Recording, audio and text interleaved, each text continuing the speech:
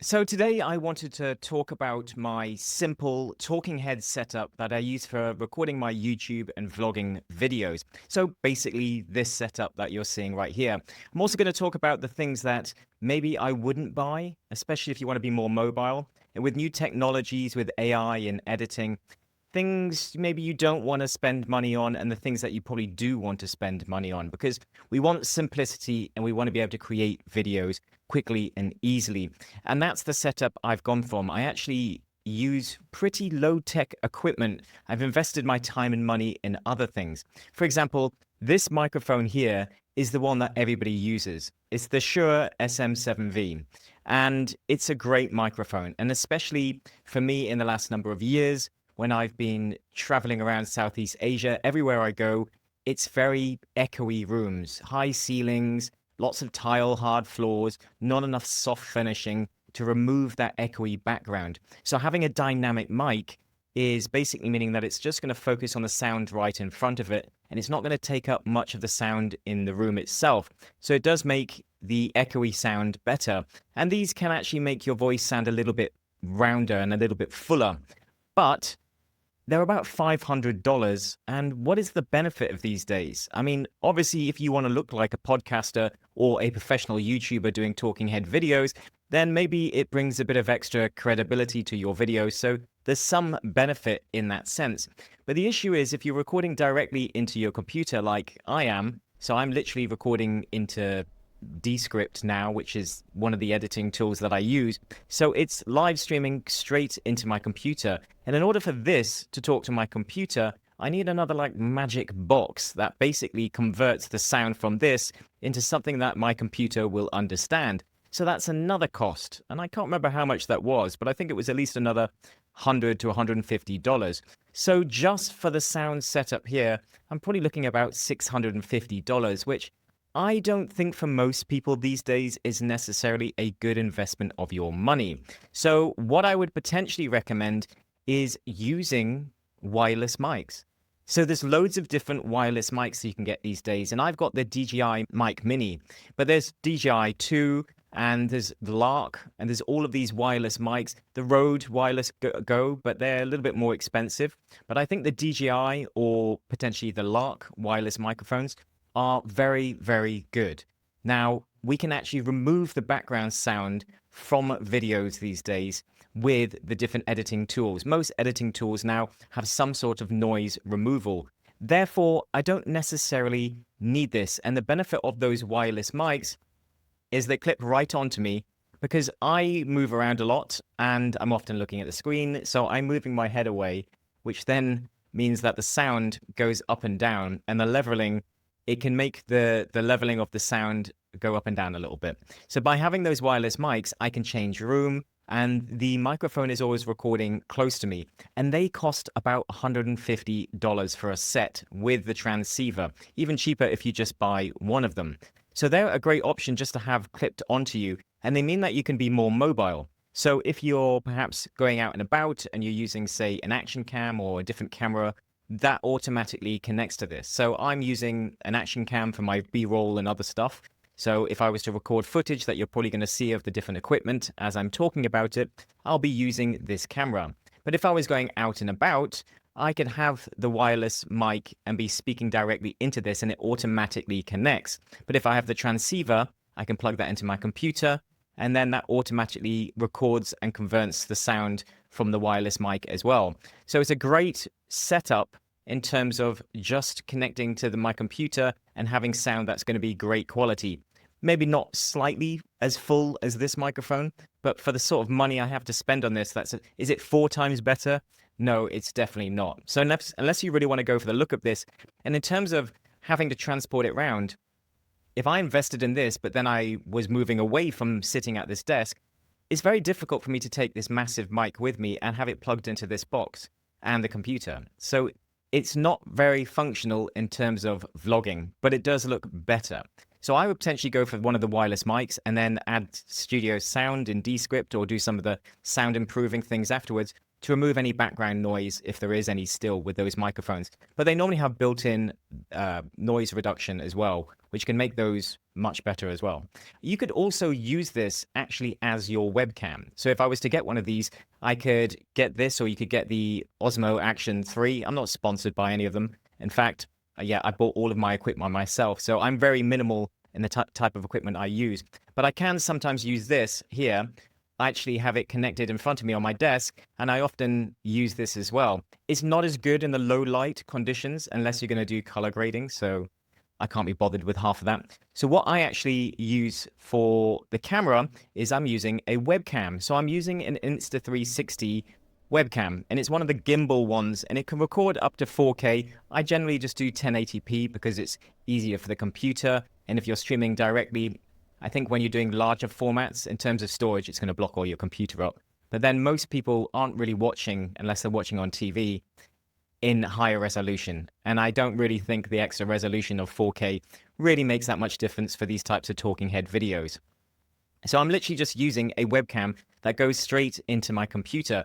And most people would want to use some fancy camera. And this webcam, maybe it's I don't know, I think it was about $200, which is much cheaper than, say, upgrading to a Sony camera, which at some point soon, that will be the next upgrade for me. But then I would have to learn how to use that camera. And what happens is most of us are improving the wrong things because the quality of this camera is more than good enough. Sure, I'm not getting that fuzzy background, the sort of blurred out background that we like, but I need a greater distance between me and the background to really make that of any use anyways. And for the space I have for this desk, it's not really going to work. So unless you're going to have you at one end of the room and a larger gap behind you, then I don't really see the benefit of that. And you can still add some bokeh, a little bit of that blur in post-production if you want with many of these tools these days. So you can put a very slight blur in if you want to do that anyways. It's not going to look as good as the natural, but it's still completely possible. So for me, this is the most cost-effective option before upgrading to a camera. Because if you buy a camera, you're going to have to learn those settings, and that's going to be an extra headache of things that you need to understand how to use. So I think keeping it simple until you're ready to do that upgrade. And the benefit is that this plugs straight into my computer and I can just press go. You know, it's all happening directly onto my computer.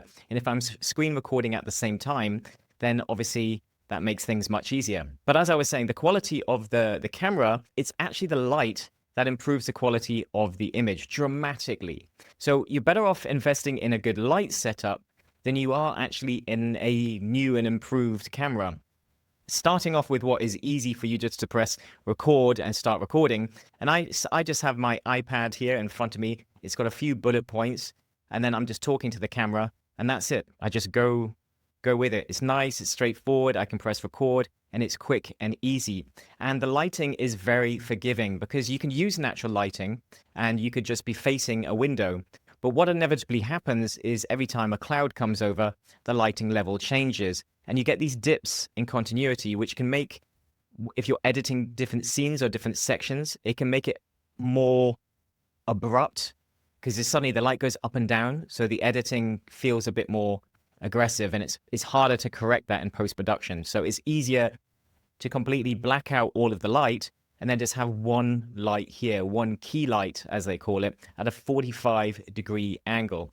Now, I do a lot of coaching, which is another reason why I decided to keep this microphone, because it's better for me to just be able to comfortably talk to people. But I couldn't have a key light that is aggressively strong on for long periods of time. So rather than the sort of bright white ones that you get that are focused on a particular part, you may have seen all the ones that has all the checkered lines on it, and they basically focus the light onto your face, so you get the more aggressive shadow, and they will give you a headache if you are recording for long periods of time or doing long coaching calls where you still want some lighting on you so you look good on camera, you look professional. And the way around this is I use the lantern. So I have a Godox light, and the Godox light is an LED light that's adjustable in temperature. I can turn it up and down, so I can go brighter if I want more harsh light, or I can go softer at night, or if I'm doing a coaching call, I drop it down a bit. And this basically allows me to have one light on me, and it also lights up some of the background. Because if it's a lantern light, then the light spills out more. So it lights up some of the background, and then I have a little bit of lighting at the back with the color lighting. And then what that does is I only need one light. I don't have to invest in having additional up lighting or another light hitting the back of my shoulders. I could put an extra light there, but I just want to be able to press record and record videos very easily. So in terms of having one light on one big stand, I did have it connected to my desk, but I now have a stand with wheels because I want to be able to move it around the house if I want to record in different locations. But right now, because the only other camera I've got is this, and it's not great in low light indoor ones. So unless you're good at edit color grading afterwards, possibly would want maybe the Osmo Pocket 3 or something that's a bit better in low light if you're planning on doing this sort of studio setup more with the key light. But otherwise, outdoors, I think this is fantastic. And just the stabilization, it works a treat. So it depends what you're going to be doing in terms of if you're going to be doing more active stuff and the talking head, then that might be better. But literally, so I would potentially not have this unless you're doing calls. And then I would literally just have a good quality web camera, or using the camera that you've got plugging straight into your computer. And the main thing for me that I think you should invest in, one, is a good backdrop, something that's going to make you look a bit better. So think about what you're going to do and what you want behind you to sort of frame you, so you can always have that one place that you can talk. Maybe you set up many locations around your house. But the main key thing for me is having one good light, because it will make even the crappiest of cameras look fantastic. Because I tell you now, if I turn this light off, I'm going to look absolutely terrible. So it makes a huge difference. So I would really invest in a good lantern light, one that you can be able to have quite close to you, so you can get that shading on you. So you've got some shadow on one side, and then it gives you slightly more cinematic shading on the side of your face.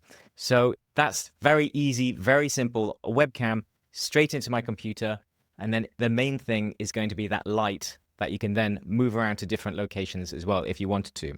So that's what I do for my setup. I wouldn't overcomplicate things. I would literally just get a wireless mic. You want good lighting and you want good sound. Those are the things that I would invest in first before you start investing in fancy cameras, because you're only going to get, until you get better at that camera, you're only going to get so much of an improved picture out of it. So yes, the quality will be better, no doubt, but is it worth your time and resources right now? Probably not.